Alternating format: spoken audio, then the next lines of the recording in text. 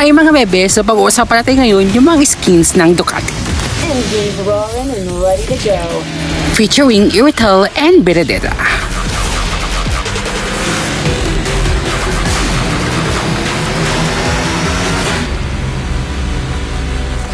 So, ito yung idol animation ni Irithel. Bongga, may pahawi ng mahabang hair. Akala mo naman si Mia.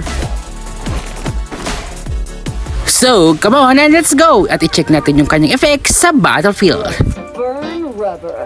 Dito, pag nag-i-stop siya, binababa niya yung kanyang left foot. Parang ginawa niyang pang stand. And here's sa kanyang basic attack. The wind in my hair. Ito naman yung kanyang first skill. Anong masasabi niyo sa kanyang first skill? Sapat ba yung kanyang effects? At ito naman yung kanyang second skill. For me, sakto lang yung kanyang second skill. Di ba, bongga na siya. Try natin slow motion.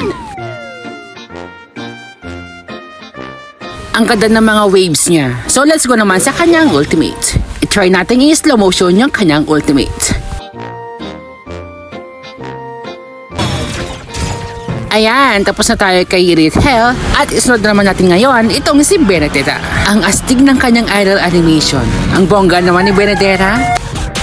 Let's check naman ngayon sa kanyang in-game effects. Look mo tong kanyang first skill slow motion natin. Oy. Ready.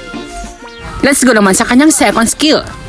Pang cute naman siya. Let's go sa kanyang ultimate. Okay na sana kaso nawawala yung kanyang motor. Ayan na nga yung effects sa mga Ducati skins. So, sinubukan mo ngayon si Irithel doon sa may classic. Ang bagal ng motor ni Irithel. Nauna pa yung mga minions. So, tago-tago tayo ngayon dito kasi andito sina Bane at Hanabi. Oops, ang sakit naman nun. Isang pitik na lang ako. Ayun, napatay pa si Hanabi. Atras na. Sinuwid ko dito si Dirot. Kaso nga lang, mamantik ko na siya mapatay. Saktong dumating kasi itong si Hanabi at saka Bane. Buti na lang to the rescue itong si Lunox kaya sinundan ko na din siya.